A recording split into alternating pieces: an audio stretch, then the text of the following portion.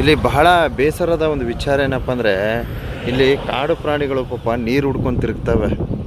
ಅದೇ ಬಹಳ ನೊಂದ್ಕೊಳ್ಳೋಂಥ ವಿಚಾರ. ನಾವು ಈಗಲೂ ಸಹ ಈ ವಲಯಗಳಲ್ಲಿ ನೋಡಿ, ಅಲ್ಲಿ ನೋಡಿ ಜಿಂಕೆ ಹಿಂಗೆ ನಿಂತೈತೆ ನೋಡಿ, ಕಾಣಿಸ್ತಾ ಇದೆಯಾ? ಅಲ್ಲಿ ನೋಡಿ,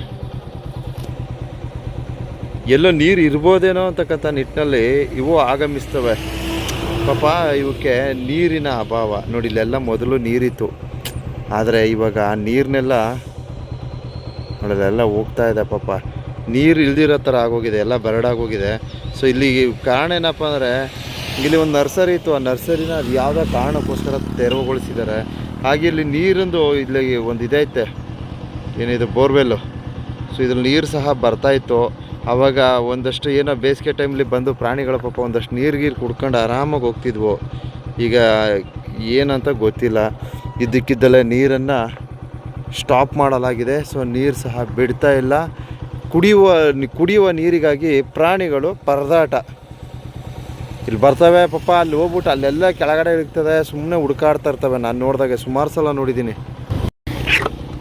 ಅಪ್ಪ ಸ್ವಾಮಿ ಮಹದೇಶ್ವರ, ಏನಪ್ಪ ಇದು ನನ್ನ ಕಷ್ಟವೇ ಅನ್ನೋ ಥರ ಆಗೋಯ್ತಲ್ಲಪ್ಪ. ಭಗವಂತ ಮಹದೇಶ್ವರ ಸ್ವಾಮಿ ಕಾಪಾಡ್ದಿಲ್ಲಪ್ಪ ಕೊನೆಗೂ. ಹಾಂ ನೋಡಿ ಬಂಧುಗಳೇ, ಸೊ ನೆನ್ನೆ ತಾನೇ ಒಂದು ವೀಡಿಯೋ ಹಾಕಿದೆ. ಈಗ ನೋಡಿ ನೀರು ಹಾಯಿಸಿದ್ದಾರೆ. ಆಹಾ ಆಹಾ, ಅಪ್ಪ ಸ್ವಾಮಿ ಭಗವಂತ ಕಾಪಾಡಪ್ಪ, ಒಳ್ಳೇದು ಮಾಡಪ್ಪ. ಹಾಂ ನೀರು ಹಾಯಿಸಿದ್ದಾರೆ. ಪ್ರಾಣಿಗಳಿಗೆ ನೀರಿಲ್ಲದೆ ಗುಳೋ ಅಂತಿದ್ವು ಕಣ್ರಿ. ಅಲ್ಲೆಲ್ಲ ಬಂದು ನೀರಿಗೋಸ್ಕರ ತಡ್ಕಾಡ್ತಿರೋ ಸದ್ಯ ಪುಣ್ಯಾತ್ಮರು. ಅಲ್ಲಿ ನೋಡ್ರಿ ನೀರು ಹಾಯಿಸಿದ್ದಾರೆ ಕಣ್ರಿ. ಅಪ್ಪ ಸ್ವಾಮಿ ಭಗವಂತ ಕಾಪಾಡಪ್ಪ, ಒಳ್ಳೇದು ಮಾಡಪ್ಪ. ಮಹದೇಶ್ವರ ಒಳ್ಳೇದು ಮಾಡು ಸ್ವಾಮಿ. ಯಾಕೆ ನಾನು ಇಷ್ಟೊಂದು ಬೆಳ್ಕತ್ತಿದ್ದೀನಿ ಅಂದರೆ, ಪ್ರಾಣಿಗಳು ಇಷ್ಟು ದಿನ ಏನು ಮಾಡ್ತಿದ್ವು ಅಂದರೆ, ಅಲ್ಲಿ ಬಂದ್ಬಿಟ್ಟು ನೀರಿಗೋಸ್ಕರ ಪರಿತಪಿಸ್ತಾ ಇದ್ವು. ಸುಮ್ಮನೆ ಬರೋದು, ಆ ಕಡೆ ಈ ಕಡೆ ನೋಡೋದು, ಆ ಮಣ್ಣೇ ನೆಕ್ಕೋದು, ಹಂಗೆಲ್ಲ ಮಾಡ್ತಾಯಿತ್ತು. ಸದ್ಯ ಏನೋ ಪುಣ್ಯಾತ್ಮರು ಸದ್ಯ ಒಳ್ಳೇದು ಮಾಡಿದವ್ರೇಕಪ್ಪ, ಒಳ್ಳೇದು ಮಾಡ್ರೆ ಸ್ವಾಮಿ.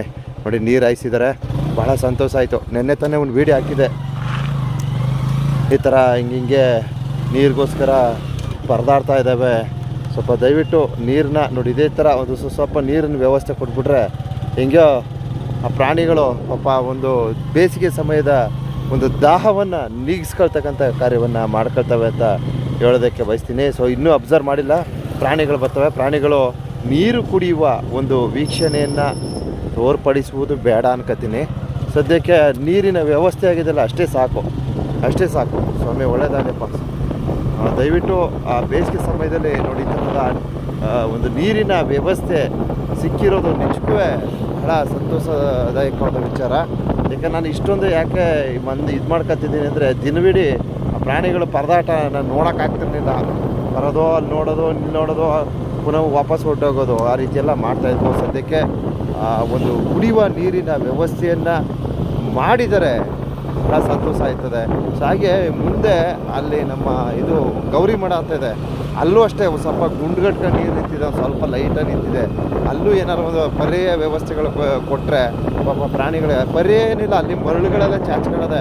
ಆ ಮರಳನ್ನು ಸ್ವಲ್ಪ ನೆರವುಗೊಳಿಸ್ಬಿಟ್ರೆ ಹೆಂಗೆ ಅಲ್ಲಿರೋ ಪ್ರಾಣಿಗಳಿಗೂ ಅಷ್ಟೇ ಒಂದು ಸ್ವಲ್ಪ ಕುಡಿಯುವ ನೀರಿನ ವ್ಯವಸ್ಥೆ ಆಗುತ್ತೆ ಅಂತಕ್ಕಂಥ ಒಂದು ಸಂದೇಶವನ್ನು ನೀಡ್ತಾ ಇದ್ದೀನಿ.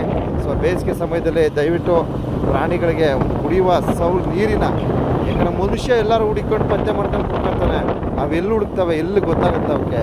ಆ ಒಂದು ನಿಟ್ಟಿನಲ್ಲಿ ಪ್ರಾಣಿಗಳಿಗೆ ಕುಡಿಯುವ ನೀರಿನ ವ್ಯವಸ್ಥೆ ಆಗಬೇಕು ಅಂತಕ್ಕಂಥ ಒಂದು ಸಂದೇಶವನ್ನು ನೀಡ್ತಾ ಇದ್ದೀನಿ. ಎಲ್ರಿಗೂ ಒಳ್ಳೆಯದಾಗಲಿ ಕಣ್ರಪ್ಪ, ಎಲ್ರಿಗೂ ಒಳ್ಳೆಯದಾಗಲಿ.